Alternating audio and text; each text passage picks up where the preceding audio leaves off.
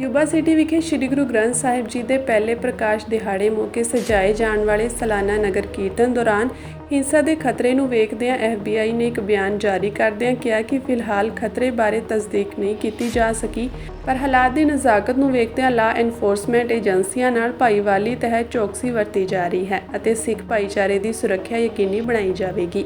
America ਦੀ ਜਾਂਚ agency FBI ਨੇ California ਦੇ ਯੂਬਾ ਸ਼ਹਿਰ ਵਿੱਚ ਨਗਰ ਕੀਰਤਨ ਨੂੰ ਲੈ ਕੇ ਵੱਡਾ ਅਲਰਟ ਜਾਰੀ ਕੀਤਾ ਹੈ। FBI ਨੇ ਕਿਹਾ ਕਿ 1 ਨਵੰਬਰ ਤੋਂ 3 ਨਵੰਬਰ ਦੇ ਵਿਚਾਲੇ ਸ੍ਰੀ ਗੁਰੂ ਨਾਨਕ ਦੇਵ ਜੀ ਦੇ ਪ੍ਰਕਾਸ਼ ਦਿਹਾੜੇ ਮੌਕੇ ਸਜਾਏ ਜਾਣ ਵਾਲੇ ਨਗਰ ਕੀਰਤਨ ਦੌਰਾਨ ਹਿੰਸਾ ਹੋ ਸਕਦੀ ਹੈ। ਫੈਡਰਲ ਬਿਊਰੋ ਆਫ ਇਨਵੈਸਟੀਗੇਸ਼ਨ ਵੱਲੋਂ ਭਾਈਚਾਰੇ ਨੂੰ ਸੁਚੇਤ ਰਹਿਣ ਦਾ ਸੱਦਾ ਦਿੱਤਾ ਗਿਆ ਹੈ ਅਤੇ ਕਿਸੇ ਵੀ ਕਿਸਮ ਦੀ ਸ਼ੱਕੀ ਸਰਗਰਮੀ ਮਹਿਸੂਸ ਹੋਣ ਤੇ ਪੁਲਿਸ ਨਾਲ ਸੰਪਰਕ ਕਰਨ ਦੀ ਹਿਦਾਇਤ ਦਿੱਤੀ ਗਈ ਹੈ। ਦੱਸ ਦਈਏ ਕਿ ਇਸ ਵਾਰ ਯੂਬਾ ਸਿਟੀ ਵਿਖੇ ਨਗਰ ਕੀਰਤਨ ਅਤੇ ਹੋਰ ਧਾਰਮਿਕ ਸਮਾਗਮ 1 ਨਵੰਬਰ ਤੋਂ 3 ਨਵੰਬਰ ਤੱਕ ਸਜਾਏ ਜਾਣਗੇ।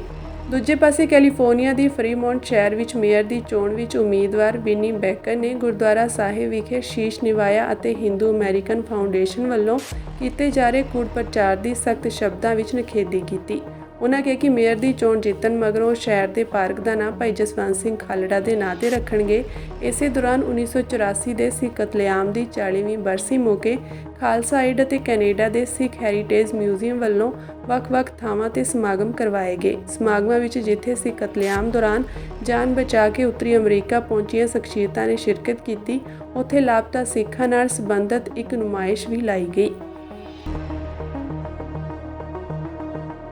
ਯੂਬਾ ਸਿਟੀ ਵਿਖੇ ਸ੍ਰੀ ਗੁਰੂ ਗ੍ਰੰਥ ਸਾਹਿਬ ਜੀ ਦੇ ਪਹਿਲੇ ਪ੍ਰਕਾਸ਼ ਦਿਹਾੜੇ ਮੌਕੇ ਸਜਾਏ ਜਾਣ ਵਾਲੇ ਸਾਲਾਨਾ ਨਗਰ ਕੀਰਤਨ ਦੌਰਾਨ ਹਿੰਸਾ ਦੇ ਖਤਰੇ ਨੂੰ ਵੇਖਦਿਆਂ FBI ਨੇ ਇੱਕ ਬਿਆਨ ਜਾਰੀ ਕਰਦਿਆਂ ਕਿਹਾ ਕਿ ਫਿਲਹਾਲ ਖਤਰੇ ਬਾਰੇ ਤਸਦੀਕ ਨਹੀਂ ਕੀਤੀ ਜਾ ਸਕੀ, ਪਰ ਹਾਲਾਤ ਦੀ ਨਜ਼ਾਕਤ ਨੂੰ ਵੇਖਦਿਆਂ ਲਾ ਐਨਫੋਰਸਮੈਂਟ ਏਜੰਸੀਆਂ ਨਾਲ ਭਾਈਵਾਲੀ ਤਹਿਤ ਚੌਕਸੀ ਵਰਤੀ ਜਾ ਰਹੀ ਹੈ ਅਤੇ ਸਿੱਖ ਭਾਈਚਾਰੇ ਦੀ ਸੁਰੱਖਿਆ ਯਕੀਨੀ ਬਣਾਈ ਜਾਵੇਗੀ।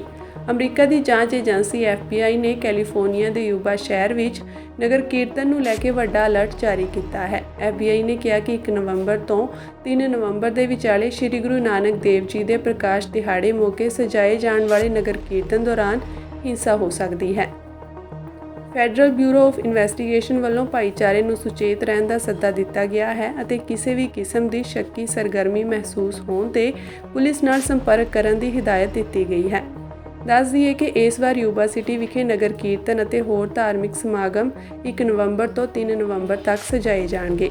ਦੂਜੇ ਪਾਸੇ ਕੈਲੀਫੋਰਨੀਆ ਦੀ ਫਰੀਮੌਂਟ ਸ਼ਹਿਰ ਵਿੱਚ ਮੇਅਰ ਦੀ ਚੋਣ ਵਿੱਚ ਉਮੀਦਵਾਰ ਵਿਨੀ ਬੇਕਰ ਨੇ ਗੁਰਦੁਆਰਾ ਸਾਹਿਬ ਵਿਖੇ ਸ਼ੀਸ਼ ਨਿਵਾਇਆ ਅਤੇ ਹਿੰਦੂ ਅਮਰੀਕਨ ਫਾਊਂਡੇਸ਼ਨ ਵੱਲੋਂ ਕੀਤੇ ਜਾ ਰਹੇ ਕੂੜ ਪ੍ਰਚਾਰ ਦੀ ਸਖਤ ਸ਼ਬਦਾਂ ਵਿੱਚ ਨਿਖੇਧੀ ਕੀਤੀ। ਉਨ੍ਹਾਂ ਕਿਹਾ ਕਿ ਮੇਅਰ ਦੀ ਚੋਣ ਜਿੱਤਣ ਮਗਰੋਂ ਸ਼ਹਿਰ ਦੇ ਪਾਰਕ ਦਾ ਨਾਂ ਭਾਈ ਜਸਵੰਤ ਸਿੰਘ ਖਾਲੜਾ ਦੇ ਨਾਂ ਤੇ ਰੱਖਣਗੇ। ਇਸੇ ਦੌਰਾਨ 1984 ਦੇ ਸਿੱਖ ਕਤਲੇਆਮ ਦੀ 40ਵੀਂ ਬਰਸੀ ਮੌਕੇ ਖਾਲਸਾ ਏਡ ਅਤੇ ਕੈਨੇਡਾ ਦੇ ਸਿੱਖ ਹੈਰੀਟੇਜ ਮਿਊਜ਼ੀਅਮ ਵੱਲੋਂ ਵੱਖ-ਵੱਖ ਥਾਵਾਂ ਤੇ ਸਮਾਗਮ ਕਰਵਾਏ ਗਏ। ਸਮਾਗਮਾਂ ਵਿੱਚ ਜਿੱਥੇ ਸਿੱਖ ਕਤਲੇਆਮ ਦੌਰਾਨ ਜਾਨ ਬਚਾ ਕੇ ਉੱਤਰੀ ਅਮਰੀਕਾ ਪਹੁੰਚੀਆਂ ਸ਼ਖਸੀਅਤਾਂ ਨੇ ਸ਼ਿਰਕਤ ਕੀਤੀ, ਉੱਥੇ ਲਾਪਤਾ ਸਿੱਖਾਂ ਨਾਲ ਸੰਬੰਧਿਤ ਇੱਕ ਨੁਮਾਇਸ਼ ਵੀ ਲਾਈ ਗਈ।